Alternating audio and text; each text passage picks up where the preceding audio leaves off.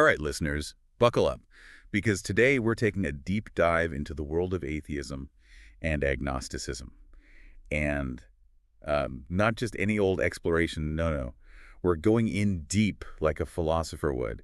You know, all those nuances and arguments and all that good stuff. Yeah, that's right. We're going to really dissect these concepts, get into the nitty-gritty, explore those arguments, and we'll be using the Stanford Encyclopedia of Philosophy as our guide, which, Right. pretty solid source. Definitely. So when you hear the word atheism, like, what pops into your head first? You probably already know, right? Like, there are all sorts of ways to define it, even though it seems so straightforward. Exactly. The average person might just think, oh, someone who doesn't believe in God. Yeah. But for a philosopher, we need to get a bit more precise. We're talking about a metaphysical definition. Metaphysical definition. Ooh, that sounds a little intense. Break it down for me. What do you mean by that? So in philosophy, atheism is typically understood as this proposition that God does not exist. It's not just like a lack of belief. It's more like a direct statement, a claim about the question of whether God exists.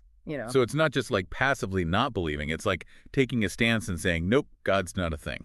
Right, exactly. And that makes a difference because it puts atheism and theism on the same level, philosophically speaking. Now we can argue about it, evaluate whether the claim is true, all that. Okay, yeah. I'm starting to see why that matters to a philosopher. Yeah.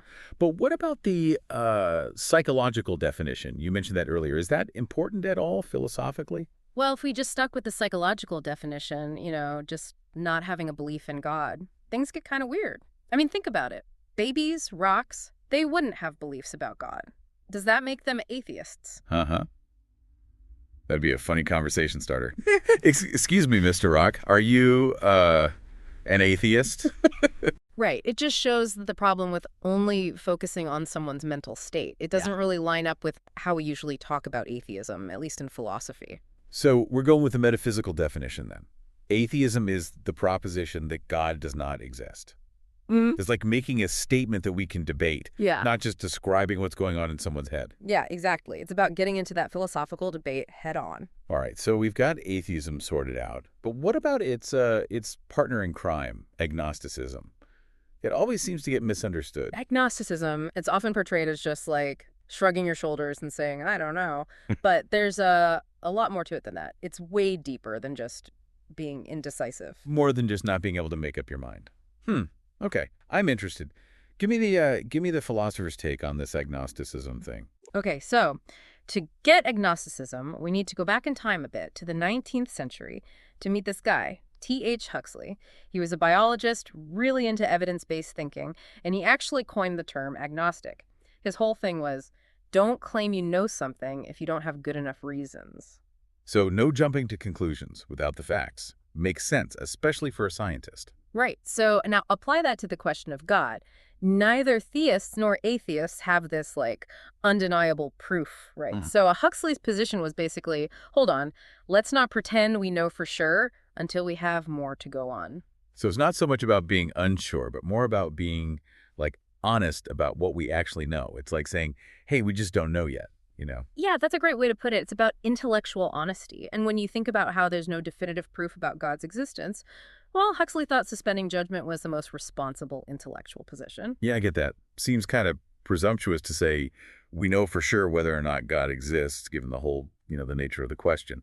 For sure. And what's really cool is that agnosticism isn't just one single thing. It's more like a family of views, all with that core idea that we just don't know enough about God to make a knowledge claim. So the different types of agnosticism, what are some of the variations? Well, there's agnosticism based on justification, saying I don't have a good enough reason to believe either way. Then there's agnosticism based on rationality. That's more like it just doesn't make sense to believe either way, given what we know.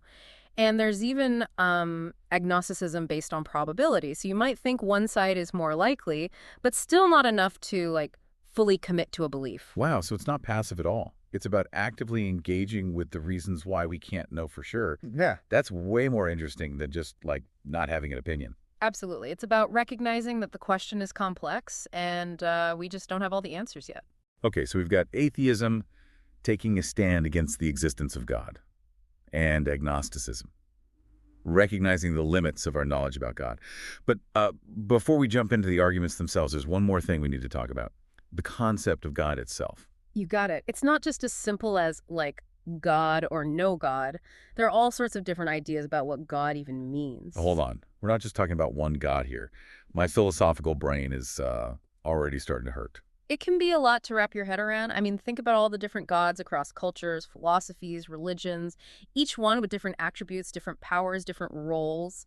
And that leads us to another distinction: local atheism versus global atheism. Okay, now you're just throwing fancy words at me. Local and global. Come on, break it down for us non-philosophers. All right, all right. So think of local atheism like denying the existence of one specific God. For example, someone might say, I don't believe in that God of classical theism, the all powerful, all knowing, all good creator God. They're specifically rejecting that one idea of God, not necessarily all of them. So it's like saying, I don't believe in unicorns, but I might believe in, like Pegasus. You're rejecting one mythical creature, but not the whole category. Perfect analogy. Now, global atheism is it's a bit more ambitious. It's denying the existence of any god, no matter how you define it. It's like a blanket statement covering every possible god concept, even ones we haven't even thought of yet. Whoa, that's a big claim. I can see why that would be harder to argue for. How could you ever disprove every single idea of God out there? That's the challenge with global atheism. It really forces us to think about what we can and can't know and what it even means to, like, disprove something so big and abstract. Okay, so local atheism is about specific God concepts, and global atheism is about, like, all gods, period. It's like atheism on a spectrum. Exactly. It's all about those nuances and understanding the concepts in detail. All right, so we've got the groundwork laid, we've unpacked atheism, agnosticism, and even the idea of God itself. Mm. Now let's get to the good stuff, the arguments themselves. What are some of the arguments for agnosticism? So one really interesting argument for agnosticism comes from Anthony Kenny, a philosopher. He basically said, look, neither the arguments for God nor the arguments against God are really convincing enough for me to say for sure. Like, he looked at both sides and just wasn't persuaded by either one. So he landed on suspending judgment, figuring that was the most rational thing to do. So it's not like he's saying no one can know. It's more like his own take on the arguments, right? He's saying, I've looked at the evidence and I'm just not convinced. Exactly. He wasn't claiming to know something about everyone's ability to know. It was more about his own experience grappling with the arguments and evidence. Just because he couldn't find a convincing argument doesn't mean there isn't one out there. Yeah, makes sense. Shows how important it is for everyone to kind of explore these ideas themselves and figure out what makes sense to them. Someone else might come along and have a totally different take on the evidence or find some new piece of the puzzle that changes everything. For sure. That's what's so cool about philosophy. It's always changing, always growing. What might seem like an unsolvable mystery today could totally be explained by some new discovery or perspective tomorrow.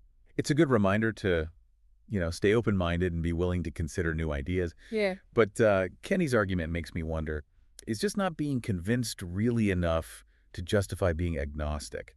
Are there other things that might influence our beliefs besides just, like, the logic of an argument? Ooh, that's a good question. Gets at the heart of, like, the relationship between reason, belief, and personal experience. Can we figure out God's existence just through logic alone, or are there other things going on? Definitely adds another layer of complexity, that's for sure. But for now, maybe we should shift gears a bit. Let's look at some arguments for atheism, specifically local atheism, the kind focused on that God concept that philosophers usually talk about. Yeah, sounds good. There are a couple arguments that actually suggest omnitheism, the belief in an all-powerful, all-knowing, and perfectly good God, is probably false. They're called the low priors argument and the decisive evidence argument. Okay, those names are intriguing, to say the least. Let's take them one at a time. First up, the low priors argument. What's that all about? So the low priors argument basically says the idea of omnitheism is just not very likely because it's so specific. Think about it. A God with all those characteristics, all-powerful, all-knowing, perfectly good, that's incredibly specific, incredibly detailed. It's like winning the lottery and picking the exact numbers instead of just like any winning combination. The more specific you get, the less likely you are to be right. Exactly. Now, compare that to a more general idea like source physicalism. Yeah. That just says the physical world came first. Way broader concept, fewer specific claims. The low priors argument says that kind of general idea is actually more likely to be true.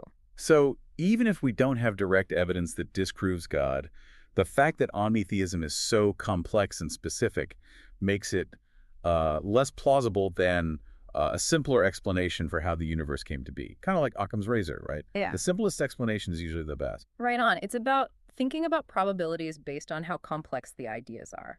Now, the decisive evidence argument, that one's all about looking at the world around us, specifically the mix of good and evil we see everywhere. Ah, yes, the classic problem of evil. If there's an all-powerful, all-good God, why is there so much suffering?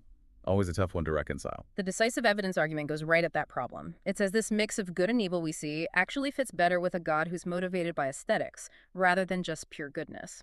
Wait, a God motivated by aesthetics? Didn't see that one coming. I'm going to need you to unpack that a bit for me. Okay, so imagine like a cosmic artist or storyteller who's trying to create something really captivating.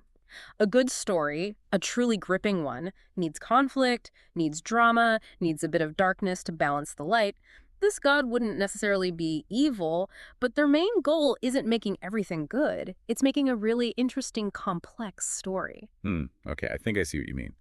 If God was all about making everything good, wouldn't the world just be like pure happiness, no suffering? Exactly. The fact that there's evil, especially pointless suffering that doesn't seem to serve any purpose, that really challenges the idea of an all-powerful, all-good God, it fits way better with the idea of a creator who wants to, craft a really compelling story. Yeah, that really changes how we think about the problem of evil. It's like the world's a stage for some cosmic drama, and we're all just playing our parts. It's a powerful image, right? Really shows the implications of the decisive evidence argument.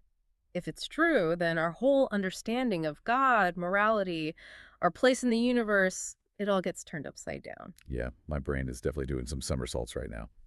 So we've got these arguments suggesting that maybe when we're talking about this traditional God, atheism is the more probable position. But here's a question that's been bugging me. Does probability equal rational belief? Like, even if atheism is more likely, does that mean it's actually rational to believe it?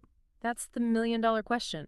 It gets into this really complex relationship between probability, rationality, and what we choose to believe. It's not a simple equation. Just because something is likely doesn't mean it's automatically rational to believe it. There's more to it than that. So we're going even deeper down the rabbit hole. Definitely want to explore that more.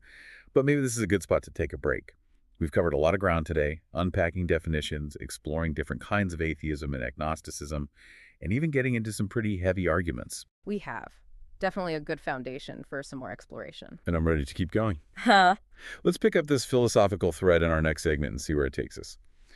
All right, so last time we were kind of stuck on this question. Just because atheism might be more likely, does that automatically mean it's rational to believe? Right, and that's where this argument against strong agnosticism comes in. It basically says, if we've got good reasons to think atheism is probably true, then it should be okay, rationally speaking, to believe it. So it's like challenging the idea that we always have to stay neutral, even when like the evidence leans one way. But you mentioned some tricky parts to this idea, right? Yeah, definitely. One that's really interesting is this idea that rational belief might not be what they call closed under conjunction. Closed under conjunction. Okay, that sounds pretty philosophically technical. I think you're going to have to break that down for me. Okay, so think of it like this. You can have a whole bunch of individual beliefs, each one totally rational on its own. But then the belief that all of those beliefs are true together, like the combination of them all, that might not actually be rational. Okay, I'm not sure I'm following. Got an example, maybe something a bit more concrete? Sure. Imagine a huge lottery, like millions of tickets sold. You look at each person who bought a ticket and you think, okay, it's super unlikely this person will win. And you'd be right. For each individual person, the odds of any one person winning are like astronomically small. Yeah, that makes sense. Winning a lottery like that is, well, not very likely. Exactly.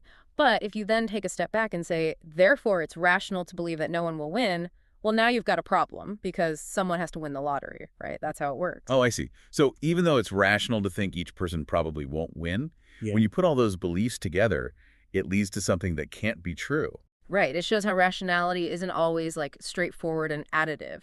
Just because each individual belief is rational doesn't mean believing all of them together is also rational. Okay, that's pretty mind-blowing.